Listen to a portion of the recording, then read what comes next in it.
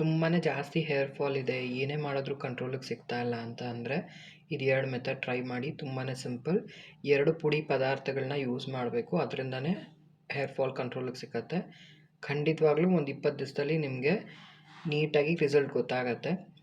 ಯಾವ ಥರ ಮಾಡೋದು ಅಂತ ನೋಡ್ಕೊಳ್ಳೋಣ. ನಮಸ್ತೆ ಎಲ್ಲರಿಗೂ, welcome back to my channel. ಇಲ್ಲಿ ನಾನು ಒಂದು 7 ಬೆಟ್ಟದ ನೆಲ್ಲಿಕಾಯಿ, 1 ಹಿಡಿ ಆಗೋಷ್ಟು ರೋಸ್ಮೆರಿನ ತೊಗೊಂಡಿದ್ದೀನಿ.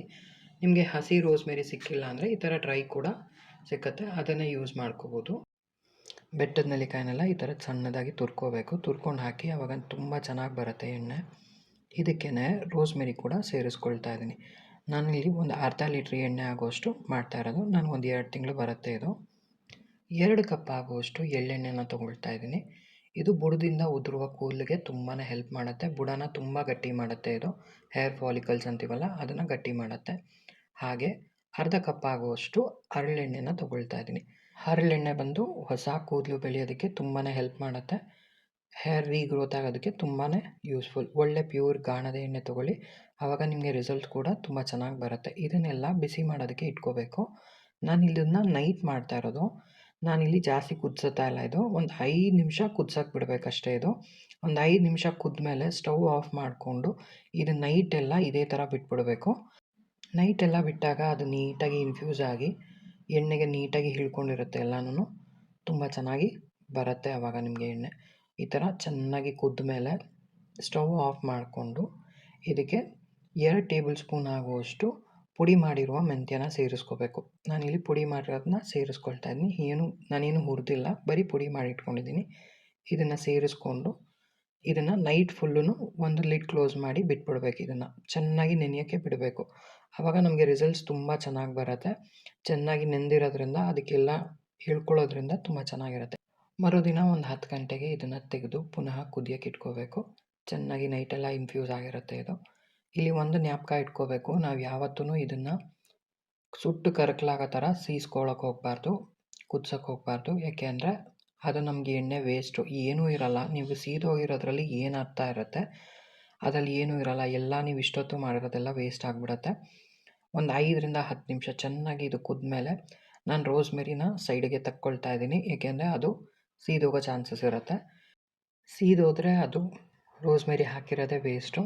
ಅಷ್ಟೊಂದು ಕುದಿಸ್ಕೊಳ್ಳೋಕೆ ಹೋಗಬಾರ್ದು. ನೈಟೆಲ್ಲ ನೀಟಾಗಿ ಇನ್ಫ್ಯೂಸ್ ಆಗಿರೋದ್ರಿಂದ ನಾವು ಒಂದು ಗೋಲ್ಡನ್ ಬ್ರೌನ್ ಬರೋವರೆಗೂ ಮಾತ್ರ ಇಲ್ಲಿ ಎಣ್ಣೆಯಲ್ಲಿ ಕುದಿಸ್ಕೋಬೇಕಾಗತ್ತೆ. ಯಾಕೆಂದರೆ ಎಣ್ಣೆ ಬಿಸಿ ಇರುತ್ತೆ, ಆರೋ ತನಕ ಅದಿನ್ನೂ ಕುಕ್ ಆಗ್ತಾನೇ ಇರುತ್ತೆ. ಅದಕ್ಕೋಸ್ಕರ ನೋಡಿ, ಈ ಥರ ಲೈಟ್ ಗೋಲ್ಡನ್ ಬ್ರೌನ್ ಬಂದಿದೆ. ಅಲ್ಲಿ ನಾನು ಸ್ಟವ್ ಸ್ವಿಚ್ ಆಫ್ ಮಾಡಿಕೊಂಡು ಇದನ್ನು ತಣ್ಣಗಾಗೋಕ್ಕೆ, ಕಂಪ್ಲೀಟ್ ತಣ್ಣಗಾಗೋಕ್ಕೆ ಪಕ್ಕಕ್ಕೆ ತೆಗೆದಿಟ್ಕೊಳ್ತಾ ಇದ್ದೀನಿ. ಯಾವತ್ತೂ ಅಷ್ಟೇ ತುಂಬ ಕಪ್ಪಗೆ ಮಾಡ್ಕೊಳಕ್ಕೆ ಹೋಗಬೇಡಿ, ಆವಾಗ ಎಣ್ಣೆ ನಿಮಗೆ ಅದು ವೇಸ್ಟು, ತುಂಬ ಯೂಸೇ ಇಲ್ಲ ಅದು ಎಣ್ಣೆ. ನೋಡಿ, ಇದು ಫುಲ್ಲು ತಣ್ಣಗಾದಮೇಲೆ ನೋಡಿ ಇನ್ನೂ ಡಾರ್ಕ್ ಆಗುತ್ತೆ. ನಿಮಗೆ ಇಷ್ಟಾದರೆ ಪರ್ಫೆಕ್ಟಾಗಿರುತ್ತೆ ನಿಮಗೆ. ಇದನ್ನೆಲ್ಲ ನೀಟಾಗಿ ಒಂದು ಬಟ್ಟೆನಲ್ಲಿ ಶೋಧಿಸ್ಕೋಬೇಕಾಗತ್ತೆ. ಬರೀ ಎಣ್ಣೆ ಹಚ್ಚೋದ್ರಿಂದ ಹೇರ್ ಫಾಲ್ ಕಂಟ್ರೋಲ್ಗೆ ಸಿಕ್ಕಲ್ಲ. ಯಾಕೆ ಅಂದರೆ ನಾವು ಬರೀ ಇದು ಮೇಲ್ಗಡೆ ಹಚ್ತಾ ಇದ್ದೀವಿ. ಹೇರ್ ಫಾಲ್ ಆಗ್ತಿದೆ ಅಂದರೆ ನಮ್ಮ ದೇಹದಲ್ಲಿ ಒಂಚೂರು ವ್ಯತ್ಯಾಸ ಆಗಿರೋದ್ರಿಂದನೇ ಹೇರ್ ಫಾಲ್ ಆಗೋದು.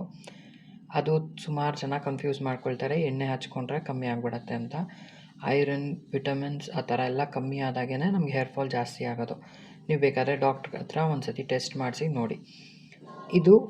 ಇದನ್ನು ಬ್ಯಾಲೆನ್ಸ್ ಮಾಡೋದಕ್ಕೆ ಒಂದು ಸಿಂಪಲ್, ಇಲ್ಲೊಂದು 2 ಪುಡಿ ಹಾಕಿ ಮಾಡಿರುವಂಥ ಒಂದು ಲಡ್ಡು ಇದೆ. ಅದನ್ನು ದಿನಕ್ಕೆ ಒಂದು ತಿಂತಾ ಬಂದರೆ ನಿಮಗೆ ಹೇರ್ ಫಾಲ್ ಒಂದು 20 ದಿನದಲ್ಲೇ ನಿಮಗೆ ಡಿಫ್ರೆನ್ಸ್ ಗೊತ್ತಾಗುತ್ತೆ, ಯಾವ ಥರ ಕಮ್ಮಿ ಆಗ್ತಾ ಬರುತ್ತೆ ಅಂತ. ಇದನ್ನು ಒಂದು ಬಾಟ್ಲಿಗೆ ಹಾಕಿ ಸ್ಟೋರ್ ಮಾಡಿ ಯೂಸ್ ಮಾಡ್ಕೋಬೋದು. ಈಗ ಆ ಥರ ಪುಡಿ ಹಾಕಿ ಮಾಡುವಂಥ ಲಡ್ಡು ಯಾವುದು ಅಂತ ನೋಡ್ಬಿಡೋಣ. ಒಂದು 1/4 ಕಪ್ ಆಗುವಷ್ಟು ಬಾದಾಮನ್ನ ತೊಗೊಂಡಿದ್ದೀನಿ. ಒಂದು 1/4 ಕಪ್ ಆಗುವಷ್ಟು ಪಂಪ್ಕಿನ್ ಸೀಡ್ಸ್ ಅಂತಾರೆ ಅದನ್ನು ತೊಗೊಂಡಿದ್ದೀನಿ. ಇಲ್ಲಿ ಎಳ್ಳನ್ನು ಮಿಕ್ಸ್ ಮಾಡಿ ತೊಗೊಂಡಿದ್ದೀನಿ. ಕಪ್ಪೆಳ್ಳು, ಬಿಳಿ ಎಳ್ಳು. ಇದು ಆಲ್ರೆಡಿ ಎಲ್ಲ ಡ್ರೈ ಇರೋದ್ರಿಂದ ಜಾಸ್ತಿ ಹುರಿಯೋದು ಬೇಕಿಲ್ಲ. ಈ ಥರ ಲೈಟಾಗಿ ಹುರ್ಕೊಂಡ್ರೆ ಸಾಕಾಗುತ್ತೆ. ಇದನ್ನೆಲ್ಲ ತಣ್ಣಗಾಗೋಕ್ಕೆ ಬಿಡಬೇಕು. ಒಂದು 1/4 ಕಪ್ ಆಗುವಷ್ಟು ಖರ್ಜೂರನ ಇಲ್ಲಿ ಒಂದು 2 ನಿಮಿಷ ಫ್ರೈ ಮಾಡ್ಕೋಬೇಕಾಗತ್ತೆ. ಸ್ವಲ್ಪ ಸಾಫ್ಟ್ ಆಗುತ್ತೆ, ನೀಟಾಗಿ ಮಿಕ್ಸ್ ಮಾಡೋದಕ್ಕೆ ಹೆಲ್ಪ್ ಮಾಡುತ್ತೆ. ಒಂದು 2 ನಿಮಿಷ ಸಾಕು. ಸುಮಾರು ಜನಕ್ಕೆ ಇದನ್ನು ಮಾಡೋದಕ್ಕೂ ಟೈಮ್ ಇರೋಲ್ಲ, ಅಂಥವ್ರಿಗೂ ಒಂದು ಸಿಂಪಲ್ ಸೊಲ್ಯೂಷನ್ ಇದೆ. ಎಂಡಲ್ಲಿ ಹೇಳಿದ್ದೀನಿ ಯಾವ ಥರ ಆ ಪುಡಿನ ಯೂಸ್ ಮಾಡ್ಬೋದು ಅಂತ. ಇದನ್ನು ಮಾಡೋದೇ ಬೇಕಿಲ್ಲ, ಈಸಿಯಾಗಿ ಮಾಡ್ಕೋಬೋದು. ಇದೆಲ್ಲ ಚೆನ್ನಾಗಿ ತಣ್ಣಗಾದಮೇಲೆ ಮಿಕ್ಸಿಗೆ ಹಾಕ್ಕೊಂಡು ಫಸ್ಟು ತರಿ ಪುಡಿ ಮಾಡ್ಕೋಬೇಕು. ಆಮೇಲೆ ಖರ್ಜೂರನ ಹಾಕ್ಕೊಂಡು, ಮೇನಿರೋದೆ ಈ ಮೊರಿಂಗಾ ಪೌಡರ್, ನುಗ್ಗೆ ಸೊಪ್ಪಿನ ಪುಡಿ, ಇದು 1 ಟೇಬಲ್ ಸ್ಪೂನ್ ಇದಕ್ಕೆ ಸೇರಿಸ್ಕೋಬೇಕು. ಆಮೇಲೆ ಆಮ್ಲ ಪೌಡರ್, ಬೆಟ್ಟದ ನೆಲ್ಲಿಕಾಯಿ ಪುಡಿ, ಇದನ್ನು 1 ಟೇಬಲ್ ಸ್ಪೂನ್ ಹಾಕ್ಕೊಂಡು ಚೆನ್ನಾಗಿ ನುಣ್ಣಗೆ ಪುಡಿ ಮಾಡ್ಕೋಬೇಕು. ಅದು 2 ಪುಡಿನೇ ತುಂಬ ಇಂಪಾರ್ಟೆಂಟ್. ಚೆನ್ನಾಗಿ ನುಣ್ಣಗೆ ಪುಡಿ ಆದಮೇಲೆ ಈ ಥರ ಉಂಡೆ ಕಟ್ಬಿಟ್ಟು ದಿನಕ್ಕೆ 1 ಉಂಡೆ ತೊಗೊಳ್ತಾ ಬಂದರೆ ನಿಮಗೆ ಡಿಫ್ರೆನ್ಸ್ ಗೊತ್ತಾಗುತ್ತೆ. ಒಂದು 15ರಿಂದ 20 ದಿವಸದಲ್ಲೇ ನಿಮಗೆ ಡಿಫ್ರೆನ್ಸ್ ಗೊತ್ತಾಗುತ್ತೆ ಕೂದಲಲ್ಲಿ. ಅಕಸ್ಮಾತ್ ನಿಮಗೆ ಇದು ಮಾಡೋದಕ್ಕೆ ಟೈಮ್ ಇಲ್ಲ ಅಂತ ಅಂದರೆ ಒಂದು ಸಿಂಪಲ್ ಮೆಥಡ್ ಇದೆ ಸೊಲ್ಯೂಷನ್.